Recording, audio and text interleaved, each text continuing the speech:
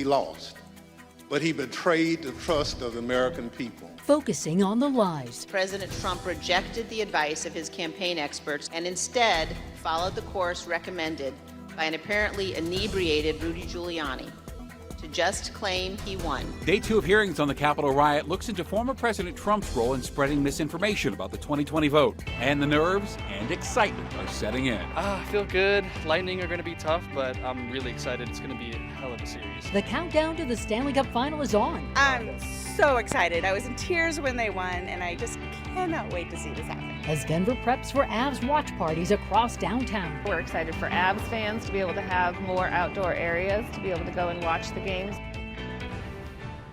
First at 5, 2 deadly crashes have northbound I-25 closed in northern Colorado.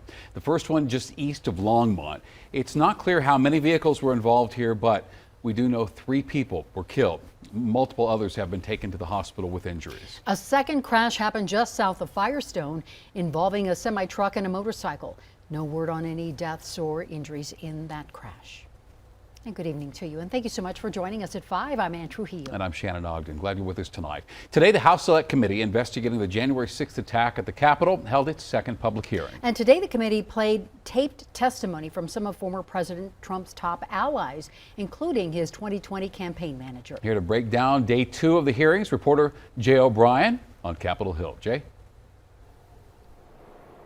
Yeah, Shannon, the January 6th committee is really trying to prove that there is a direct link between former President Trump's false claims of election fraud and the deadly January 6th Capitol attack. And that is the case they again tried to lay out to the American people today. The House Select Committee using taped testimony from 10 of former President Donald Trump's closest advisors, presenting evidence Trump knew he'd lost the election, but continues claiming even to this day it was stolen from him. Baseless allegations of voter fraud, the committee says, emboldened Trump's supporters to attack the Capitol on January 6th. In this pre-recorded interview, former Attorney General Bill Barr detailing the multiple meetings where he told Trump his claims of election fraud were bogus. I thought, boy, if he really believes this stuff, he has, lost contact with he's become detached from reality. Several other former top aides, including Jason Miller and Trump's son-in-law, Jared Kushner, testifying they cautioned the former president against listening to attorneys Rudy Giuliani and Sidney Powell, who were peddling election conspiracy theories. Miller and Trump's 2020 campaign manager, Bill Stepien, saying they were ignored by Trump. My recommendation was to say that it's too early to tell, too early to call the race. And did anybody who was a part of that conversation disagree with your message? The president disagreed with that. The committee also calling renowned Republican election attorney Ben Ginsburg, who represented George W. Bush during the 2000 recount. Ginsburg telling the committee the Trump campaign's claims were far-fetched. The 2020 election was not close. The most narrow margin was 10,000 and something in Arizona, and you just don't make up those sorts of numbers in recount. Now, the House Select Committee is also delving into the attempts of former President Trump and his allies to raise money on these false claims of election fraud, bringing in about $250 million in donations. Shannon. And Jay, the committee also heard from some other top aides to the former president.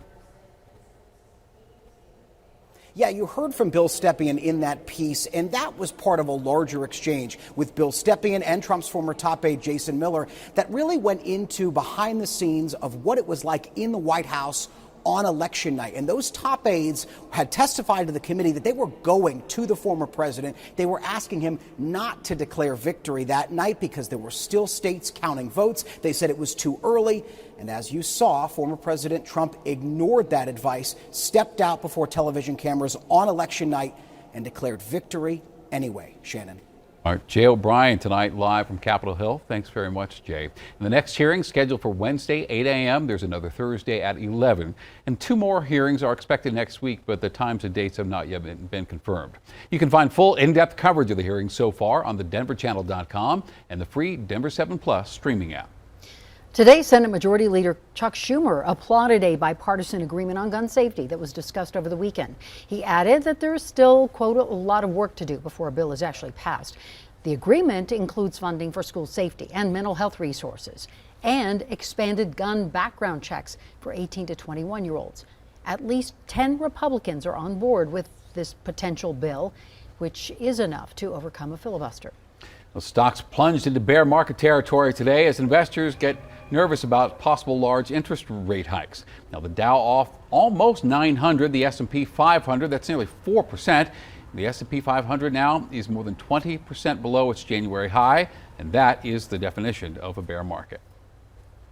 All right, Avalanche fans, including all of you new Avs fans out there, your wait is almost over. So in 2 days, the team will take the ice to compete, of course, for this year's Stanley Cup. Downtown Denver is frantically working to get the city ready for those thousands of fans. Denver 7 is your home for the finals, and our team is getting you ready for everything. Let's begin with our sports director, Lionel Bienvenu. And Lionel, the Lightning and their fans, they're touching down here in Denver, what, any minute? Any minute. Soon, my friends, soon. Yeah, this is the calm before the storm. Avs went through a pretty intense practice this morning at Ball Arena. Then tomorrow's media day. Lots of questions. Who's going to win? Who's going to play? And then Wednesday, this town's going to explode with Game 1 of the Stanley Cup Finals. Avs are back on the ice doing everything they can to stay sharp and stay focused because they haven't played a game since last Monday when they finished off the Oilers with a 4-game sweep. So it'll be 8 days between games for the Avs. But hey, being well rested and healthy going into the finals, that's a good thing. Rested and not rusted, that's the plan.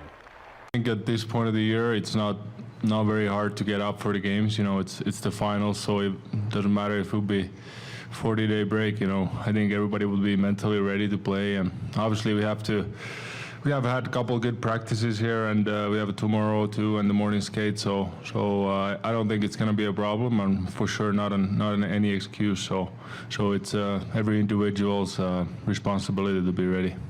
The mindset that we have is just being ready, staying ready. You know, we're not using anything as an excuse. We're just, you know, if we're getting 8 days off, we're getting 8 days off, and we're going to make sure we practice hard and we rest up and we're ready to go. Ready to go.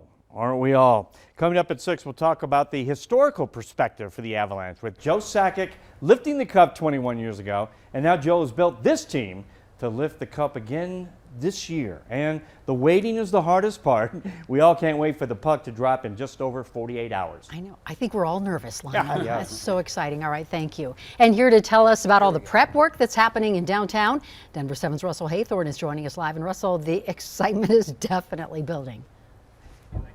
Yeah, and this will be the location for one of those massive Avs watch parties that will be happening in about 48 hours, as you guys mentioned. This is the Tivoli Quad outside the Tivoli Brewing Company here on the Auraria campus, and you can see across from us the beer tents already going up, the crews working here.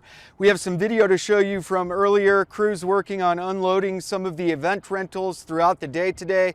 Tivoli was the first watch party approved by the City of Denver under its temporary modification of premises permitting process.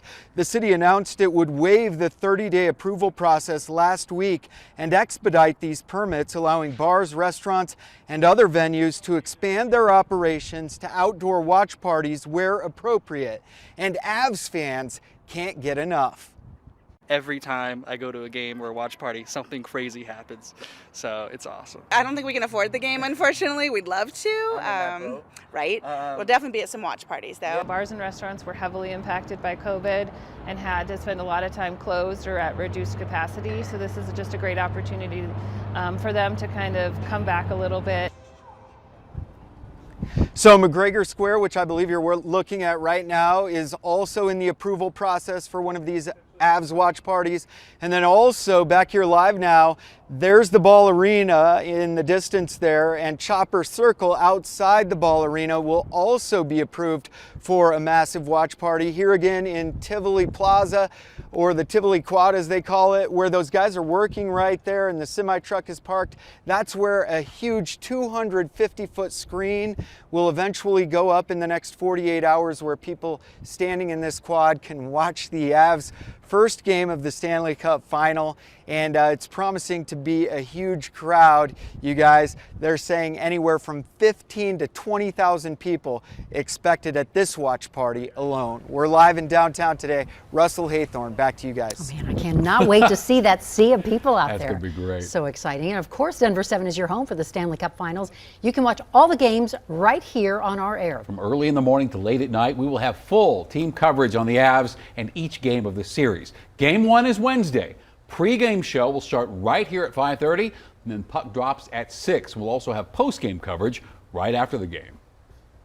Today's probably the worst of it. Seeing and breathing through the smoke. Smoke from out-of-state wildfires pours into Colorado. We come up to the mountains to have fresh air, not smoke from Arizona. And we're talking with experts about how much smoke we can see this summer. We can definitely expect at least some periods of fairly bad air quality. We're super heated again today, but a cold front is coming tonight. I'll let you know if it's going to bring us any moisture. Plus, some familiar faces will be in the crowd for Game 1 of the Stanley Cup Final. Very excited for it. Hopefully going to try to get there and support them.